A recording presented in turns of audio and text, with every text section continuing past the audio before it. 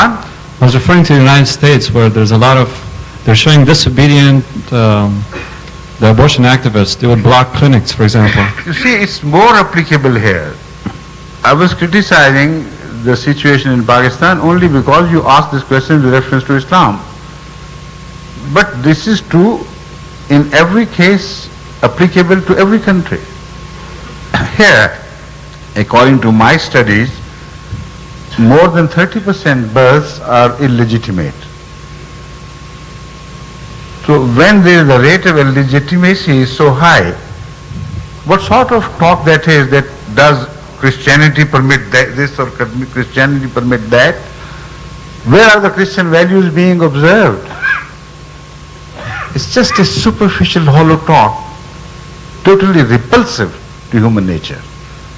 When you are living a lie to the ideals you hold to be high moral ideals or religious ideals, there such talk is just meaningless, just a political exercise. Thank you. Thank you very much.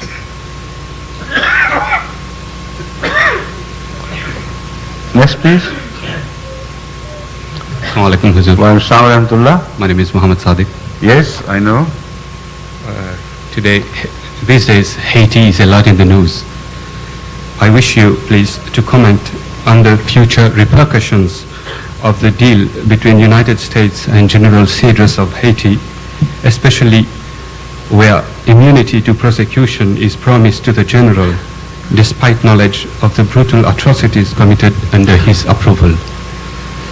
You see, you are dragging me into a political situation where no morals control the affairs and decisions. Politics is completely denuded of moral values. It knows only one law, that might is right.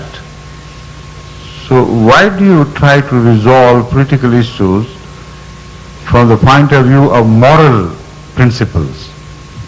They just do not exist. Let them do whatever they please. And they have proved once again that might is right.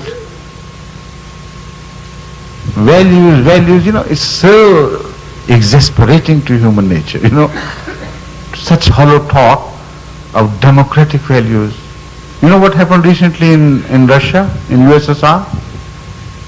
A democratically elected president of the parliament, the speaker of the parliament, was dethroned.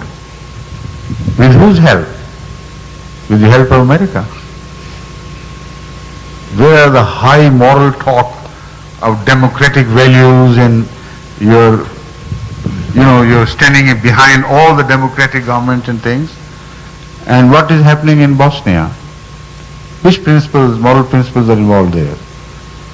So don't drag me into something which is just hollow, superficial and meaningless. What serves the purpose of a politician, that is right. Which does not serve the purpose of a politician, that is wrong. And this is the only law they know. And there is no other law that exists. Thank you. Thank you. Assalamu alaikum, Hazur. Wa alaikum salam. Yes.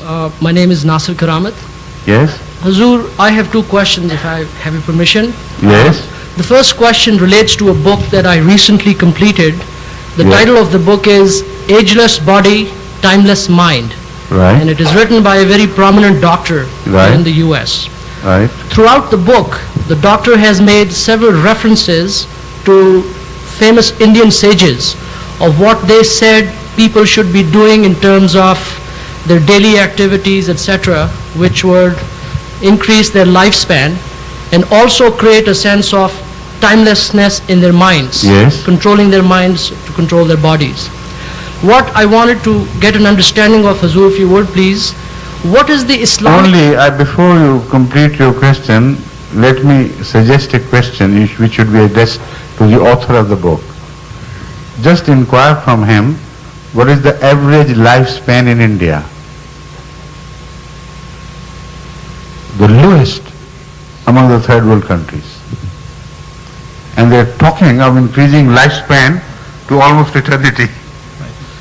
if those sages do not work for their own people, why should the people living outside should follow that advice and reduce their own span of life? I understand that. The question... Just as simple as that. I understand. Hazur, So you better ask this question to him and then come back to me Okay. with the answer you receive. Okay, I certainly will. And how old is he, this man? He is, the doctor himself is 44 years old. Now, so let's see how long he lives following those principles. Okay, next All right. question, please. Next question. The next question relates to, Hazur, what you covered this morning in your presentation to the Lajna. Right, You know, you were very appropriately pointing out some of the problems that we face in this society. right, The question of increasing crime, the drop in the morality level, etc., etc. Right. And I think there are many reasons which a lot of us understand.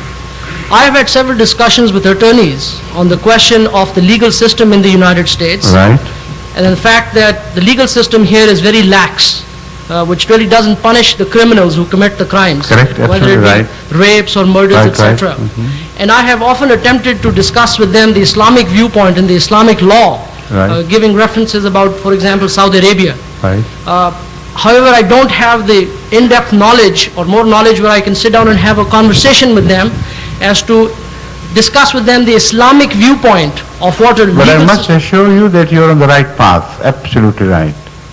There is the right attitude, right approach to be taken with these people, because it's a hard fact, and what you said in the beginning and you briefly dealt with it has to be further enlarged.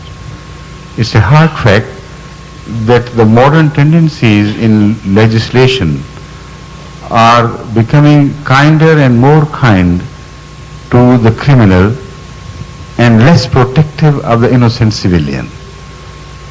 This is the fundamental principle of modern law-making, which is depriving the society of the protection of the law which the innocent society requires.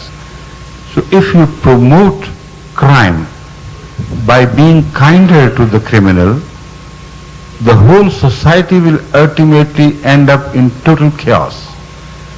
And this is what they are beginning to feel now. Whatever measures they take to stop crime fails, and they don't know what's happening to them. What's happening to them is simply that they are making it more and more difficult for law enforcing agencies to deal with the criminal and bring him to the book.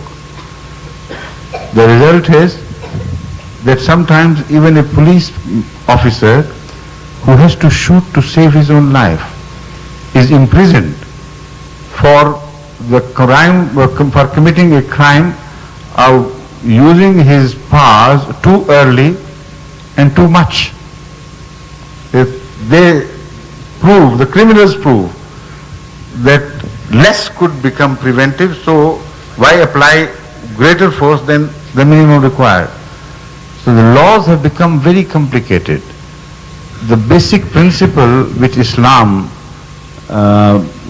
pronounces in this area must be remembered by you. It will help you in your future discussions with these people. Islam believes in the principle of forgiveness. Islam also believes in the principle of retribution and punishment. Where does it draw a line where a common man with common sense could decide which action to take in the light of Islamic principles? This is the big question. Exactly. And it's made so easy in the Quran. Discussing the subject, the Holy Quran says that if somebody has been wronged, he has the fundamental human right to take his revenge, but to the extent only that he has been wronged, not to go an iota beyond the limit of the wrong which has been done to him. So because it is in the name of justice, you could not permit injustices of any sort. So that is one thing. But the Holy Quran goes on building the same subject and says, but if you forgive, provided that forgiveness promotes reformation,